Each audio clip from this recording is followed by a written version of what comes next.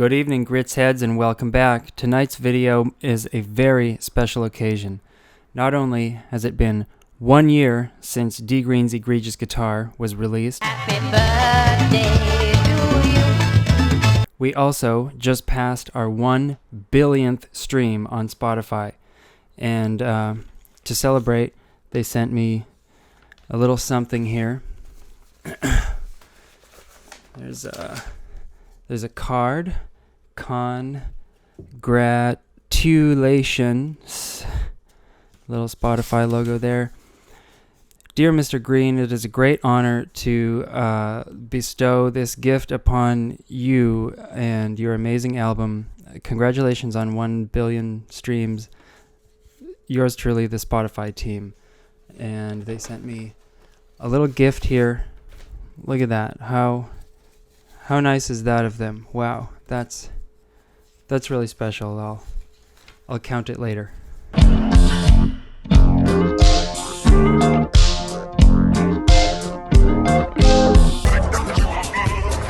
All right, so here we are, the second last track on the album, lovingly named Disco K-Hole during recording.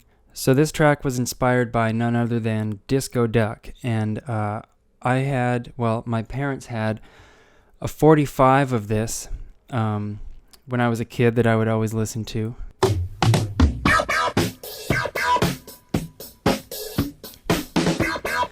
This record and this compilation record that had the Monster Mash on it were like my two favorite things in the entire world when I was a kid, and I would put them on my parents' record player and fool around with them.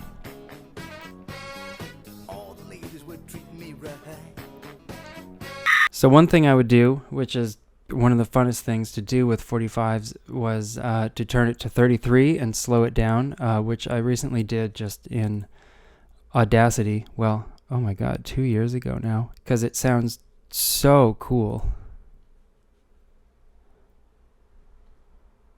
Come on. Uh-oh.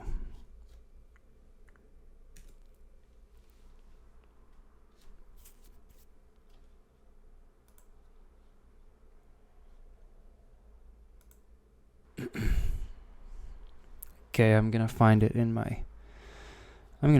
Finder. That's what I'm gonna do.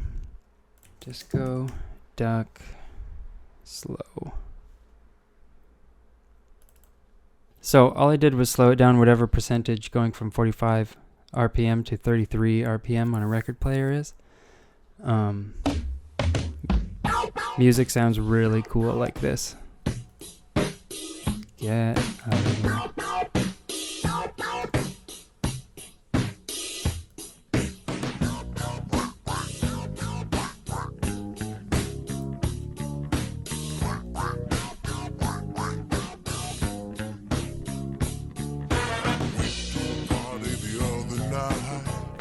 So as stupid as this song is, you can't deny that bass line, especially slowed down. It's so greasy.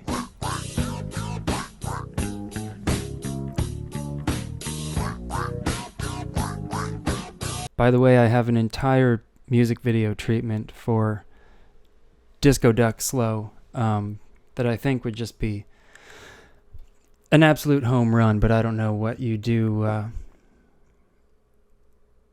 don't know how you make an indie music video of a song that already exists. That's slowed down, so I guess it becomes my work of art once it's slowed down, right? Okay, that wasn't just a waste of time. The inspiration will become clear. So, let's start with the drums. What I did was, in a different GarageBand file, just record a very basic disco beat, but then I exported it and slowed it down, bounced it, sorry. So that's how you get that kind of sludgy sound.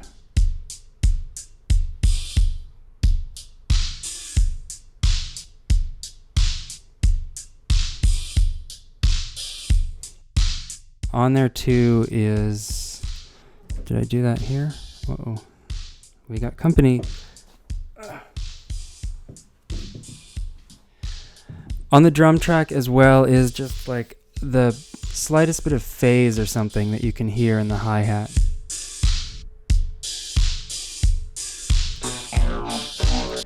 This little layer here is the only vocals on the album that you might have missed if you're nothing. That you might have missed. This is me breathing. And that's enough of that soloed, but I think it really subliminally adds to the mood of the fever dream. Let's go back to the beginning here.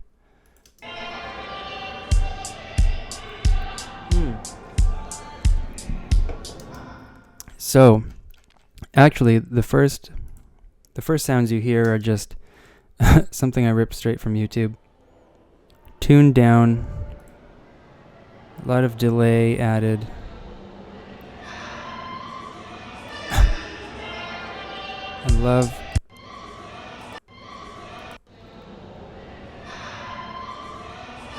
Wonder where she is. Here, let's turn all the effects off and just listen to this. I think these are British people. Oops, there we go, solo. Anyway, whatever, it doesn't matter. So, the drums come in.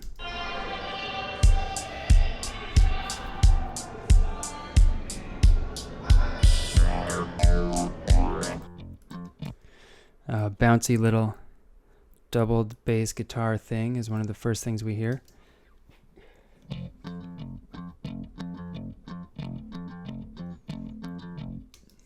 So that's bass guitar with a pick. Sacrilege, I know. Well, maybe not. I really have no idea.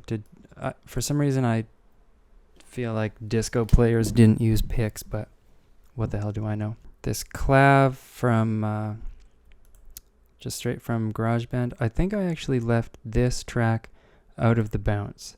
This clav from GarageBand comes in first with the bass. And that's pretty constant. That's part of the drone of the song. Because once we really get going here,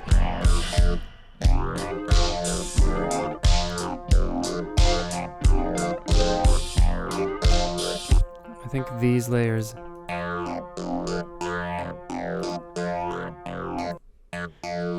are what really keep it like scary. They're like the fog in the nighttime.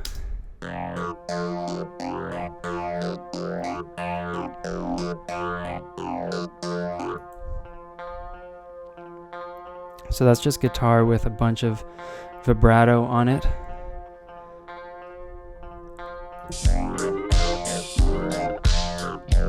Then we get to the chorus, if you will,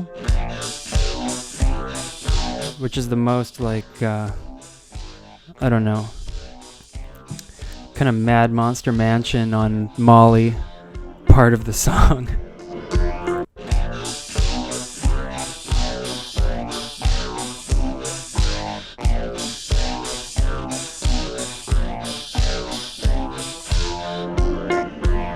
Then we have this little breakdown here.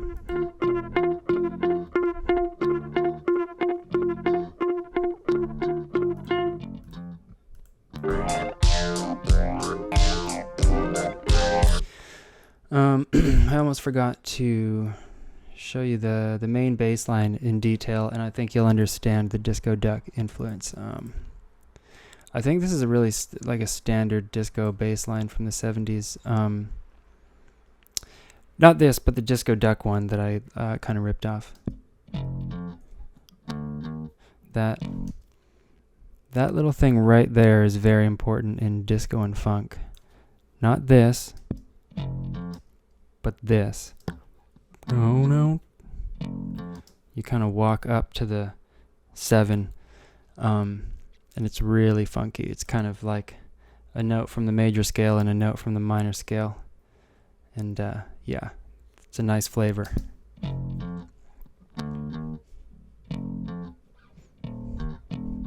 walking back up with octaves there. A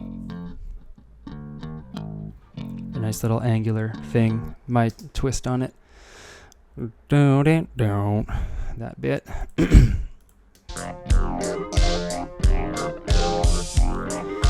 And, of course, this thing.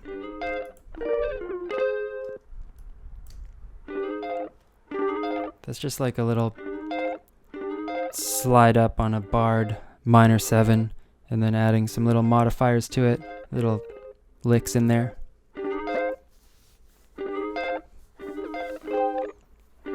You can hear the tape delay.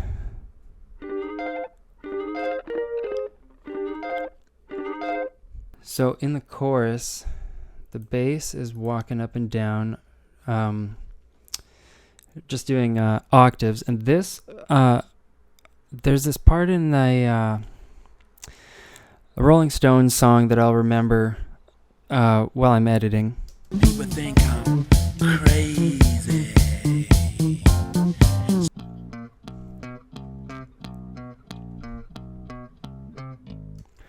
Again, one of those connections you'd probably only make if I, like now that I've pointed it out, but there's a few really good tracks with walking up bass lines, probably many more than my limited experience has gathered, but God, that's a fun move from days gone by. Bass guitar doing this.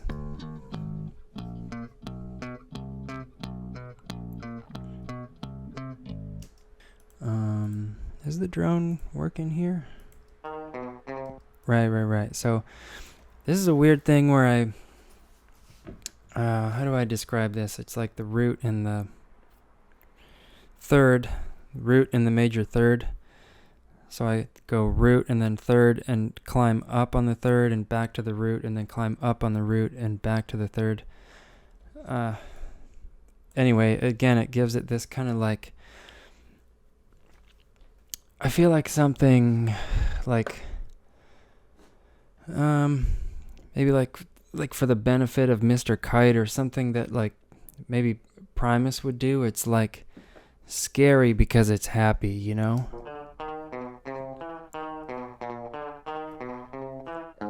Mad Hatter kind of vibes, I don't know.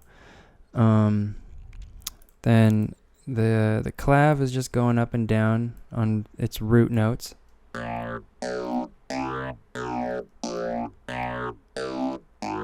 And altogether it sounds like this.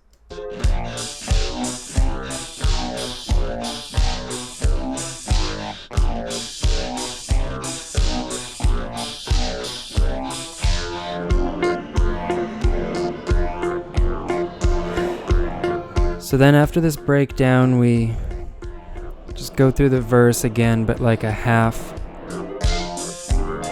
as long as we did before, and I did this really fun kind of okay, you know what this reminds me of? Does anybody out there get what is called exploding head syndrome? It's something that's happened to me since I was a kid, and it's like a form of oh my God, like a sleep spindle, like when you enter REM sleep, but you're like just asleep. It's like when you doze off and you dream that like you trip and fall or something and you shake awake. Well, it's like that, but auditory. So something that's happened to me ever since I was a kid, rarely anymore as an adult, but it's like white noise being turned all the way up, or like a cymbal crashing, or I hesitate to say a gunshot, but something that just like comes out of nowhere and wakes you out of your sleep. All that is to preface showing off this little automation here. Oops. So here are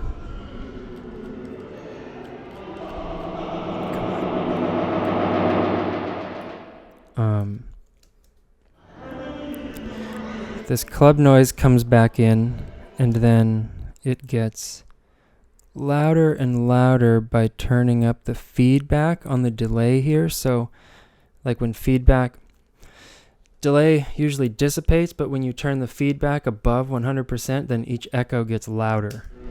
So that's what's happening here. And you get a really eerie kind of really eerie effect when you cut it off like that. And then that's back into our little second verse here.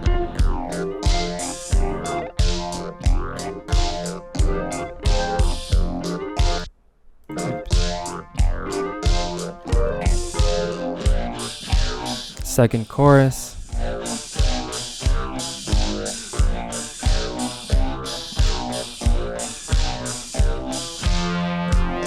And then check. Oh. Couldn't hear myself talking there for a second. God forbid. I really went for it on this chorus. I hadn't really shredded in a satisfying way to me on the album yet. So yeah, I really went for it.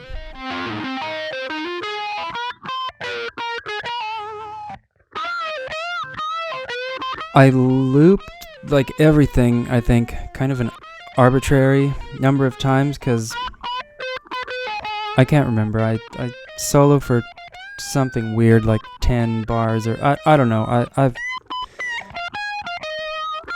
listen to me go.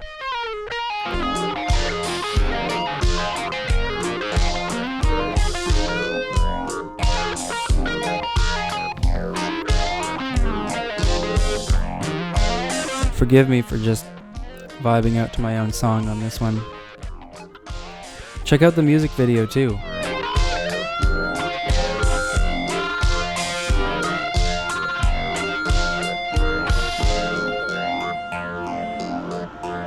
Then I do a little final breakdown at the end here. I think you'll be familiar with this effect if you've ever watched Vine or meme compilations of any kind. Maybe TikTok, God forbid.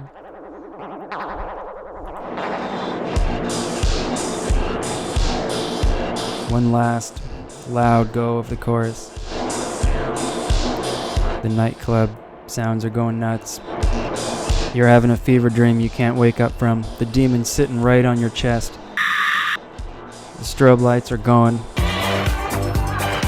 Oh, but thank God it's over. There you are, Disco Nap Fever Dream, D Green's egregious guitar. One more, Year of Content's almost over. See you next time. Disco K-hole. Disco K-hole.